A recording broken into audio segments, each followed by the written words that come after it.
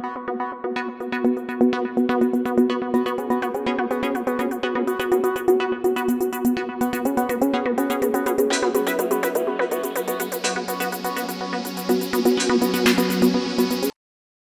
warganet, jumpa lagi dengan saya Ira Kusno. Saat ini di Indonesia sudah masuk beberapa merek vaksin, tapi utamanya yang dibicarakan adalah 2 merek vaksin gratis pemerintah, yaitu Sinovac dan AstraZeneca. Apalagi kemudian muncul beberapa artikel di media yang menunjukkan ada efek samping ketika orang sudah divaksin, utamanya sesudah vaksinnya adalah AstraZeneca. Untuk menjawab berbagai macam pertanyaan yang muncul, kekhawatiran, utamanya tadi terhadap vaksin AstraZeneca, ada Dr. Erni Gitanelwan. Dr. Erni ini adalah satu dari sedikit spesialis penyakit tropik dan infeksi di Indonesia. Hai, saya Natali, karyawan swasta. Oh ya dok, pemerintah kan baru ngasih 2 vaksin gratis nih dok. Yang satu AstraZeneca, yang satu lagi Sinovac. Itu bedanya apa ya dok? Beda antara vaksin Sinovac dan AstraZeneca adalah tipenya. Jadi AstraZeneca adalah vaksin yang berasal dari komponen virus atau kita kenal sebagai mRNA vaksin. Sementara Sinovac adalah vaksin yang berasal dari virus yang dilemahkan. Karena berbeda tipe ini, maka vaksin akan berbeda dari cara pemberiannya, kemudian jarak antara pemberian vaksin pertama dan kedua, serta kemungkinan efek yang muncul setelah pemberian vaksin itu. Di mana efek ini bisa efek yang sifatnya akut, yang bisa terlihat dalam 15 menit pertama misalnya setelah diberikan, dan tentunya efek yang jangka panjang. Jadi setelah beberapa waktu kemudian orang itu pulang, bisa muncul efek yang berbeda dari vaksin yang tipenya berbeda. Dok, saya baca di media, efek samping dari vaksin AstraZeneca ini berat dibandingkan dengan vaksin yang lain. Sebenarnya gimana ya dok? Dan kenapa bisa begitu? Efek samping vaksin tentu berbeda-beda. AstraZeneca terlihat lebih berat dibandingkan vaksin lain yang sudah diberikan di Indonesia misalnya, adalah karena dia bisa mengganggu kekentalan darah. Tetapi perlu dilihat dulu beberapa hal sebelum mengatakan bahwa kok kenapa vaksin ini memberikan efek seperti itu. Yang pertama adalah berapa banyak kejadiannya. Bisa jadi yang melaporkan kejadian kekentalan darah ini adalah sangat kecil proporsinya dibandingkan dengan semua orang atau banyaknya orang yang sudah mendapatkan vaksin AstraZeneca tersebut. Kalau nanti dikumpulkan 1 juta orang sudah dapat, ternyata angkanya kecil sekali, bahkan nggak sampai 1%. Maka ini sebenarnya merupakan suatu kejadian yang tidak bisa secara langsung dihubungkan dengan pemberian vaksinnya. Yang kedua, tentu harus dilihat dulu orang yang mendapatkan vaksin AstraZeneca itu. Tiap-tiap orang kan kondisinya berbeda-beda. Apakah ada faktor risiko tertentu pada orang ini sehingga muncul efek samping yang mengkhawatirkan tadi.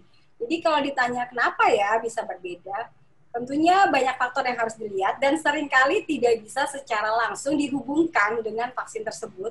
Dan yang terakhir, kita harus juga lihat berapa besar sih kejadian ini ternyata pada akhirnya ditemukan di masyarakat. Karena kalau angkanya kecil sekali, tentu ini bukan sesuatu yang kemudian harus dibesar-besarkan, apalagi memberikan kecemasan yang kemudian membuat orang jadi nggak mau mendapatkan vaksin itu. Perkenalkan, saya Rizky, karyawan swasta. Dok, saya dengar vaksin AstraZeneca bisa punya potensi untuk penggumpalan darah. Kira-kira kalau saya mau vaksin AstraZeneca, perlu nggak untuk cek darah saya ke lab dulu? Untuk lebih amannya sih dok. Kondisi yang menghubungkan antara pemberian vaksin AstraZeneca dengan kekentalan darah memang menjadi perhatian. Bahkan di Indonesia juga dikeluarkan tuh pedoman gimana sih supaya lebih hati-hati. Kembali ke pertanyaannya, apakah saya perlu untuk mengecek? Sebenarnya secara umum kalau orangnya sehat-sehat saja sih tidak perlu untuk melakukan hal tersebut. Tetapi ada tentunya orang-orang yang memang dengan kondisi-kondisi khusus sudah dapat obat-obatan tertentu. Apabila akan mendapatkan vaksin AstraZeneca, lebih baik mengkonsultasikan dulu saja dengan dokternya. Apabila memang disarankan untuk melakukan pemeriksaan darah yang khusus untuk mengetahui ada tidaknya kekentalan darah pada orang tersebut, tentu ini boleh dilakukan. Tapi saya tidak akan mengatakan bahwa harus semuanya mengecek dulu, ada tidak nggak sih saya risiko untuk mengalami efek samping tersebut, sehingga saya harus cek darah lengkap ini itu. Sepertinya hal itu tidak perlu dilakukan. Hanya untuk orang-orang yang sudah mengetahui bahwa dirinya punya sakit-sakit tertentu dan bahkan mungkin sudah dikatakan oleh dokternya bahwa memiliki kondisi kentalan darah sebagai penyakit sebelum mendapatkan vaksin. Perkenalkan, nama saya Farel, saya seorang karyawan. Oh ya dok, saya mau nanya dong, apakah vaksin AstraZeneca itu aman digunakan untuk usia di bawah 30 tahun? Nah biasanya kan dipakai untuk usia yang lebih lanjut ya. Untuk vaksin AstraZeneca, indikasi pemberiannya yang dikeluarkan adalah di atas usia 18 tahun. Jadi kalau pertanyaannya untuk usia di bawah 30 tahun aman atau tidak, insya Allah aman. Karena itu ada rekomendasi umur berapa yang boleh diberikan vaksin AstraZeneca ini. Jadi di atas 18 tahun boleh diberikan, tapi di bawah 18 tahun ini belum ada datanya. Kalau di bawah 30 tahun tidak ada masalah, boleh diberikan vaksinnya. Halo dok, saya Reni, seorang karyawan swasta. Dok mau tanya, bagaimana sih kita mendeteksi efek samping yang kita rasakan setelah divaksin itu bukan merupakan efek samping yang normal, tapi memang harus dikonsultasikan ke dokter. Poin apa saja sih dok yang harus diperhatikan? Efek samping setelah pemberian vaksin, karena vaksin merupakan benda asing, bisa berbahaya kalau satu, mengganggu pernapasan. Misalnya jadi sesak napas, kemudian kayaknya napas nggak plong, sehingga kemudian orangnya jadi cemas, jadi khawatir.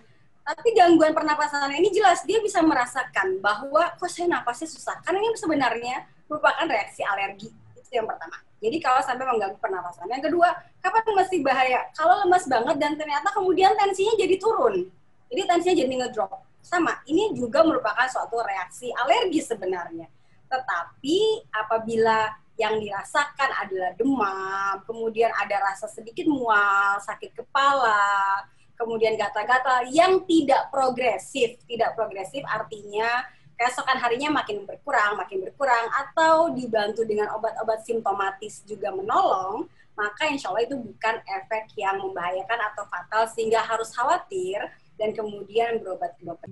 Dokter Eni, terima kasih ya sudah menjawab beberapa pertanyaan yang saya yakin sebenarnya mewakili pertanyaan banyak orang, terutama yang khawatir disuntik merek AstraZeneca. Jadi warganet, semoga ini bermanfaat dan juga bisa mengurangi kecemasan kita untuk divaksin merek apapun. Yang paling penting adalah kalau kita sudah berakses vaksin, segera kita vaksin, namun jangan lupa tetap protokol kesehatan. Sampai jumpa!